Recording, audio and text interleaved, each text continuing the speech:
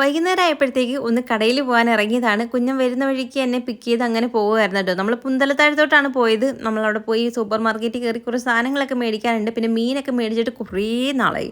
അങ്ങനെ മീൻ മേടിക്കാനും കൂടെ ഒക്കെ ആട്ടോ പോയത്. അങ്ങനെ നോക്കിയപ്പോൾ അവിടെ ചൂര മാത്രമേ ഉള്ളൂ. അങ്ങനെ ഓക്കെ, ചൂര മേടിക്കാം എന്ന് വിചാരിച്ചിട്ട് ചൂര മേടിച്ചു. അത് കഴിഞ്ഞ് നേരെ നമ്മൾ പിന്നെ പുന്തലത്താഴത്തൊരു മാർക്കറ്റ് ഉണ്ടല്ലോ, സൂപ്പർ മാർക്കറ്റ്, അങ്ങോട്ട് ചെന്നു കേട്ടോ. അവിടെ ചെന്നിട്ട് പിന്നെ അവിടുന്ന് ഇവിടുന്ന് കുറേ സാധനങ്ങളൊക്കെ ഞാൻ നുള്ളിപ്പറക്കിയൊക്കെ നടക്കുമായിരുന്നു. എനിക്ക് എൻ്റെ പൗഡറൊക്കെ തീർന്നിട്ടുണ്ടായിരുന്നു. ഞാൻ ഈ വൈറ്റ് ടോണിൻ്റെ പൗഡറായിരുന്നു കേട്ടോ നേരത്തെ യൂസ് ചെയ്തിട്ടുണ്ടെങ്കിൽ, അടിപൊളി സാധനമാണ്, അതായിരുന്നു യൂസ് ചെയ്തത്. അതുകൊണ്ട് ഇന്ന് ചെറിയൊരു പാക്കറ്റല്ല, ചെറിയൊരു ബോട്ടിൽ ഞാൻ മേടിച്ചു. അത് കഴിഞ്ഞിട്ട് പിന്നെ ഈ മാല പോലാണ് ബൂസ്റ്റിൻ്റെ കവർ എടുക്കാറ്. ഇങ്ങനെ ബോട്ടിൽ അങ്ങനെ ഞാൻ മേടിക്കാറില്ല. ഈ ഒരു 5ൻ്റെ പാക്കറ്റ് മേടിക്കാറാണ് കേട്ടോ പതിവ്. പിന്നെ തക്കാളിയും കുറച്ച് പച്ചക്കറി സാധനങ്ങളൊക്കെ തീർന്നിട്ടുണ്ടായിരുന്നു. എനിക്ക് ഈ ഒരു ഇടയ്ക്കായിട്ടാണ് ഇവിടെ കിറ്റ് ഉണ്ടെന്ന് ഞാൻ അറിയുന്നത് കേട്ടോ. അങ്ങനെ 100ൻ്റെ ഒരു കിറ്റ് മേടിച്ചിട്ടുണ്ടായിരുന്നു, പച്ചക്കറി കിറ്റ്. അത് കഴിഞ്ഞിട്ട് എൻ്റെ തലയിൽ ക്ലിപ്പ് ഇല്ലായിരുന്നു. എൻ്റെ ഈ ക്ലിപ്പ് പൊട്ടിപ്പോയി. ഞാനതുകൊണ്ട് ഏതൊക്കെയോ വെച്ച് അഡ്ജസ്റ്റ് ചെയ്താണ് ഇന്ന് വന്നത് കേട്ടോ. അപ്പോൾ ഇനി പുറത്തോട്ടൊക്കെ പോകണമെങ്കിൽ ക്ലിപ്പില്ല. അങ്ങനെ പിന്നെ ഇവിടെ ഈ സൂപ്പർ മാർക്കറ്റിൽ ഇതിൻ്റെ മുകളിൽ ഇങ്ങനൊരു സ്ഥലം ഉണ്ടെന്ന് ഞാൻ ഇന്നാട്ടോ അറിയുന്നത് തന്നെ. അപ്പോൾ ഇതിൻ്റെ മുകളിലായതുകൊണ്ട് ഞങ്ങനെ കാണാറുമില്ല, ബാക്ക് സൈഡിലുമാണ്. അങ്ങനെ അവിടെ പോയി തപ്പി കണ്ടുപിടിച്ചു ഒരു ക്ലിപ്പ്. പക്ഷേ എനിക്ക് പറ്റിയ ഒരെണ്ണം എനിക്ക് കിട്ടിയില്ല. എന്നാലും നോക്കിയ ഒരെണ്ണം ഞാൻ എടുത്തു വെച്ചിട്ടുണ്ട്, കാരണം എനിക്ക് അത്യാവശ്യമാണല്ലോ. അതുകൊണ്ട് ഒരെണ്ണം എടുത്തു. എൻ്റെ കയ്യിലിരിക്കുന്ന ക്ലിപ്പിന് 50 രൂപ കേട്ടോ. എന്നാലും കുഴപ്പമില്ല, നമ്മുടെ അത്യാവശ്യം നടക്കണമല്ലോ. അങ്ങനെ ഞാൻ നോക്കിയപ്പോൾ അവിടെ കുറേ മാലകളും വളകളും അങ്ങനെയുള്ള സാധനങ്ങളൊക്കെ ഇരിക്കുന്നു. അതൊക്കെ ഒന്ന് പരതി ഒന്ന് നോക്കിയതാണ്. എന്തെന്ന് വെച്ചാൽ നമുക്ക് ഇനി എന്തെങ്കിലും ആവശ്യം ഉണ്ടെങ്കിൽ ഇങ്ങോട്ട് കയറി വന്നാൽ മതിയല്ലോ എന്ന് വിചാരിച്ചിട്ടാണ് കേട്ടോ. അപ്പോൾ ലിപ്സ്റ്റിക്ക് അങ്ങനെയുള്ള കുറേ കാര്യങ്ങളൊക്കെ ഉണ്ട്. പിന്നെ നമ്മുടെ ട്യൂബ് ഒരെണ്ണം ഇങ്ങനെ കംപ്ലൈൻ്റ് ആയിട്ട് ഇരിക്കുകയാണ്. ഇത് തന്നെയാണോ ഇടുന്നതെന്ന് എനിക്ക് അറിയത്തില്ല. ഒരെണ്ണം എന്തായാലും മേടിക്കണം. അങ്ങനെ അതൊന്ന് നോക്കി ഞാൻ കുഞ്ഞിനെ കാണിക്കാൻ വേണ്ടി വീഡിയോ എടുത്തേ കേട്ടോ. അത് കഴിഞ്ഞ് ഞങ്ങൾ വീട്ടിൽ വന്നപ്പോഴത്തേക്ക് സാധനങ്ങളൊക്കെ പറക്കി കുഞ്ഞൻ പിന്നെ പുറത്ത് വെച്ച് തന്നു. അവിടെ ചെന്നപ്പോഴത്തേക്കും അവിടെ ഒരു അങ്കിൾ എടുത്ത് വെച്ച് തന്നിട്ടുണ്ടായിരുന്നു. അങ്ങനെ പിന്നെ ചാക്കിലൊക്കെ ആട്ടോ ഒന്ന് കെട്ടി തന്നത്. കുറേ സാധനങ്ങളുള്ളതുകൊണ്ട് ആദ്യമായിട്ടാണ് ചാക്കിലൊക്കെ കിട്ടുന്നത്. അങ്ങനെ ചാക്കിനകത്ത് ഞാൻ പിന്നെ ചാക്കോടെ പൊക്കിയെടുത്ത് ഞാൻ അവിടെ കൊണ്ടുവന്ന് വെച്ചു. പാലൊക്കെ അപ്പോഴേ തന്നെ എടുത്ത് ഫ്രിഡ്ജിൽ വെച്ചു. പിന്നെ മീനും അപ്പോഴേ എടുത്ത് വെക്കും, ഇല്ലെങ്കിൽ ചീത്തയായി പോകുമല്ലോ. അപ്പോൾ 3 ചൂരയ്ക്ക് 200 രൂപയാണ്, 2 ചൂരയ്ക്ക് 150 രൂപയായിരുന്നു. അത് കഴിഞ്ഞ് 3 ചൂര നമുക്ക് തന്നെയാട്ടോ. പിന്നെ അവിടുന്ന് കുഞ്ഞൻ ഈ ഒരു കേക്ക് എടുത്തിട്ടുണ്ടായിരുന്നു, പുഡിംഗ് കേക്കാണേ. നമ്മൾ ക്യാരറ്റ് പുഡിംഗ് കേക്കാണല്ലോ ഇതിന് മുന്നേ നമ്മൾ കഴിച്ചിട്ടുള്ളത്. എന്നിട്ട് ഒരുപാട് പേരും പറഞ്ഞിട്ടുണ്ടായിരുന്നു ചക്കയുടെ കിട്ടും, അടിപൊളി ടേസ്റ്റ് ആണെന്ന്. അങ്ങനെ നിങ്ങൾ പറഞ്ഞതിൻ്റെ പേരിൽ ഒരെണ്ണം മേടിച്ചാണ്. ചെറുത് മേടിക്കുമ്പോൾ അധികം നമുക്ക് കഴിക്കേണ്ടി വരത്തില്ലല്ലോ, അപ്പോൾ ടേസ്റ്റും അറിയാം. ഇത് കഴിച്ച് നോക്കിയപ്പോൾ എനിക്ക് സെയിം ഫീൽ തന്നെയാട്ടോ തോന്നി. ക്യാരറ്റ് പുഡിംഗ് കേക്കിൻ്റെ സെയിം ടേസ്റ്റൊക്കെയാണ്, ചെറിയൊരു വ്യത്യാസം ഉണ്ടെന്ന് മാത്രമേ കേട്ടോ. എനിക്ക് മറ്റേത് തന്നെയാണ് കൂടുതലായിട്ട് ഇഷ്ടപ്പെട്ടതെന്ന് തോന്നുന്നു കേട്ടോ. കുഞ്ഞിനാണെങ്കിൽ ഇത് രണ്ടും ഒരേപോലെയൊക്കെ ഇഷ്ടപ്പെട്ടിട്ടുണ്ടായിരുന്നു, രണ്ടും ഒരേപോലെയൊക്കെയാണെന്ന് ഇങ്ങനെ പറയുമായിരുന്നു. പിന്നീട് പോയി ഡ്രസ്സൊക്കെ മാറിയിട്ട് വന്നിട്ട് അവിടെയൊക്കെ നമുക്കൊന്ന് വൃത്തിയാക്കാനൊക്കെ ഉണ്ട്. അതിന് മുന്നേ നമുക്ക് പായസം കുടിക്കണം. ഞാൻ പായസം നേരത്തെ ഉണ്ടാക്കി വെച്ചിട്ടുണ്ടായിരുന്നേ. ഇത് പാലടയാണ് കേട്ടോ, പാലട മിക്സ് ഉണ്ടല്ലോ, അതാണ്. ഞാൻ കുക്കറിനകത്താകുമ്പോഴത്തേക്ക് നമുക്ക് പെട്ടെന്ന് വെന്ത് കിട്ടുമല്ലോ. ഈ അട വേവാൻ കുറച്ച് സമയം എടുക്കും കേട്ടോ, ഇല്ലെങ്കിൽ ഒരു അരമണിക്കൂറിന് മുകളിലെടുക്കും. ഇതാകുമ്പോഴത്തേക്ക് ഒരു 10 മിനിറ്റ് പോലും വേണ്ട. ഇനി പെട്ടെന്ന് ഇങ്ങനെ 2 വിസിലടിച്ച് ഇങ്ങനെ എടുത്താൽ മാത്രം മതി. നമ്മൾ പാലും എല്ലാം കൂടെ ചേർത്ത് അങ്ങ് വെച്ചാൽ മതി. മിക്സ് ആയതുകൊണ്ട് നമ്മൾ സെപ്പറേറ്റ് ഒന്നും ചേർക്കേണ്ട ആവശ്യമില്ല. ലാസ്റ്റ് കുറച്ച് നെയ്യും കൂടെ ചേർത്ത് കൊടുക്കത്തേ ഉള്ളൂ കേട്ടോ ഞാൻ. അതായത് വെന്ത് കഴിഞ്ഞ് തുറന്നിട്ട് കുറച്ച് നെയ്യും കൂടെ ചേർത്തിങ്ങി എടുക്കും. പാല് വേണമെങ്കിൽ കൂടുതലായിട്ട് കുറച്ചും കൂടെ വേണമെങ്കിൽ ചൂടാക്കി ചേർത്ത് കൊടുക്കാം, നല്ലതാണ്. ഞാൻ ഇന്ന് എല്ലാം കൂടെ മിക്സ് ചെയ്ത് അങ്ങ് കുക്കറിനകത്ത് ആക്കി എടുത്തത്. മറ്റേത് അന്നാണെങ്കിൽ തട്ടി എടുത്തിട്ടുണ്ടായിരുന്നു. അതായത് കുക്കറിനകത്ത് കുറച്ച് വേവിച്ചതിന് ശേഷം പിന്നെ പാലും കൂടെ ഒഴിച്ച് ചൂടാക്കിയിട്ട് അതിനകത്തോട്ട് തട്ടി ഒന്ന് ഇളക്കിയൊക്കെ എടുത്താണ് ചെയ്തത്. ഇന്ന് കുക്കറിനകത്ത് മാത്രമേ വെച്ചുള്ളൂ. സംഭവം എളുപ്പം ഉണ്ടാക്കിയെടുക്കാൻ പറ്റുന്ന ഒരു ഐറ്റം തന്നെയാണ് കേട്ടോ. അങ്ങനെ പച്ചക്കറി ഇത് അത്യാവശ്യം ലാഭം ഉണ്ടെന്ന് തോന്നുന്നു കേട്ടോ. എനിക്ക് നമ്മളല്ലാതെ കടകളിൽ നിന്ന് മേടിക്കുന്നതിനേക്കാളും ലാഭം ഉണ്ടെന്ന് തോന്നുന്നല്ല, ഉണ്ട്.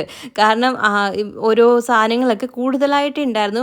ഈ വെട്ട് സാധനങ്ങളായാലും പിന്നെ നമുക്ക് തോരൻ വെക്കാനൊക്കെ വലിയൊരു ബീട്രൂട്ടും മെഴുക്ക് വരട്ടാൻ വേണ്ടിയിട്ട് വെണ്ടയ്ക്കയും അമരയ്ക്കയും എല്ലാ സാധനങ്ങളും ഉണ്ടായിരുന്നു കേട്ടോ. അങ്ങനെ എല്ലാം ഞാനെടുത്ത് സെപ്പറേറ്റ് വെക്കുന്നുണ്ടായിരുന്നു. മുളകൊക്കെ കൂടുതലായിട്ട് പച്ചമുളകൊക്കെ ഇട്ടിട്ടുണ്ടായിരുന്നു. ഇനി ഞാൻ അവിടെ നിന്ന് കിറ്റ് മേടിക്കുള്ളൂ കേട്ടോ. നമ്മളല്ലാതെ മേടിക്കുമ്പോൾ ശരിക്കും പറഞ്ഞാൽ ചീഞ്ഞതും അളിഞ്ഞതും ഒക്കെ വാരി ഇടും കേട്ടോ അവർ. നമുക്ക് നല്ലതുപോലെ കിട്ടത്തുമില്ല. പക്ഷേ എനിക്ക് നല്ലപോലെ എന്ന് തോന്നിയത് അന്ന് അമ്മ കൊണ്ടുവന്നത് പച്ചക്കറിയായിരുന്നു. നല്ല ലാഭത്തിന് കിട്ടിയത് തന്നെയായിരുന്നു കേട്ടോ. അന്ന് 100 രൂപയുടെ പച്ചക്കറി ഒരുപാട് സാധനങ്ങളുണ്ടായിരുന്നു. ഞാൻ എത്ര ദിവസം കറി വെച്ചു എന്നറിയാമോ, അത്രത്തോളം സാധനങ്ങളുണ്ടായിരുന്നു. കൂടുതലായിട്ട് കിട്ടിയില്ലെങ്കിലും നല്ല ക്വാളിറ്റിയുള്ള സാധനം കിട്ടിയാൽ മതി. അതായത് ചീത്തയൊന്നും ആയി പോകാത്ത സാധനങ്ങളാണെങ്കിൽ നല്ലതാണ്. നമ്മളിപ്പോൾ 2 പേരല്ലേ ഉള്ളൂ, അതുകൊണ്ട് നമ്മൾ കറിയൊക്കെ വെക്കാൻ നമ്മൾ ഒരുപാട് എടുക്കത്തൊന്നും ഇല്ലല്ലോ.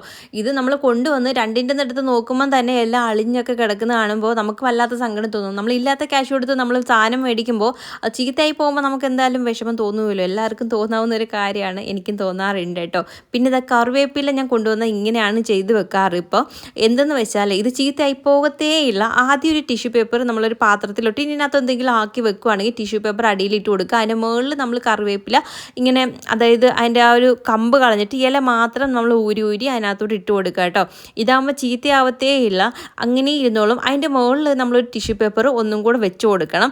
എന്തെന്ന് വെച്ചാൽ നമ്മൾ ഫ്രിഡ്ജിൽ വെക്കുന്ന സമയത്ത് ഇതിൽ നിന്ന് വെള്ളത്തിൻ്റെ ഇങ്ങനെ ഐസ് പിടിക്കുമല്ലോ, തണുപ്പ് പിടിക്കുന്ന സമയത്ത് നമ്മൾ പുറത്തോട്ട് എടുത്ത് വെക്കുമ്പോൾ വെള്ളം അതിനകത്ത് നീർപ്പം ഇങ്ങനെ വന്നിട്ട് ഇങ്ങനെ തുള്ളി തുള്ളിയായിട്ട് വീഴും. ആ ഒരു സമയത്ത് നമ്മൾ ടിഷ്യൂ പേപ്പർ വെക്കുകയാണെങ്കിൽ അതിൻ്റെ മുകളിൽ വീണിട്ട് അതങ്ങ് ഉണങ്ങി പോകും കേട്ടോ. അല്ലെങ്കിൽ അതിനകത്ത് വെള്ളം ഇറങ്ങിയിട്ട് അഴുകി പോകും ഇലകൾ.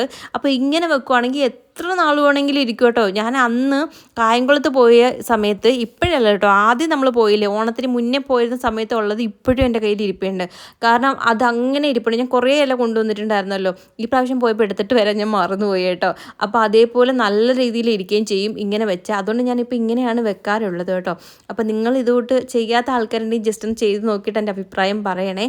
അങ്ങനെ പിന്നെ നമ്മൾ പായസം വെച്ചതിൻ്റെയൊക്കെ പൊടിയും ആ പാലും അതൊക്കെ അവിടെ കിടക്കുമായിരുന്നു. ഉറുമ്പ് പെട്ടെന്ന് കയറുമല്ലോ, അപ്പോൾ അവിടെ നിന്ന് വൃത്തിയാക്കിയതിന് ശേഷം ബാക്കിയുള്ള കാര്യങ്ങളൊക്കെ ചെയ്യാമെന്ന് വിചാരിച്ചു. അപ്പോൾ ആദ്യം തന്നെ നനഞ്ഞൊരു തുണി വെച്ച് തുടച്ചെടുക്കുന്നുണ്ട്. തുടച്ചെടുത്തതിന് ശേഷം ഉണങ്ങിയ തുണി വെച്ചിട്ട് തുടച്ചെടുക്കുമ്പോഴത്തേക്ക് അഴുക്കെല്ലാം അങ്ങ് പോകും കേട്ടോ. ഞാൻ നേരത്തെ ഒരു ലിക്വിഡ് ഉണ്ടാക്കി വെക്കുമായിരുന്നു. ആ ലിക്വിഡിൻ്റെ ആ ബോട്ടിൽ കാണുന്നേ ഇല്ല കേട്ടോ. ഞാനൊരു സ്പ്രേ ബോട്ടിൽ മേടിക്കണം എന്ന് വെച്ചിട്ട് എവിടെ പോയി തിരക്കിയിട്ടും സ്പ്രേ ബോട്ടിൽ കിട്ടില്ല. ഇനി ഓൺലൈൻ അങ്ങനെ മേടിക്കാനേ പറ്റത്തുള്ളൂ.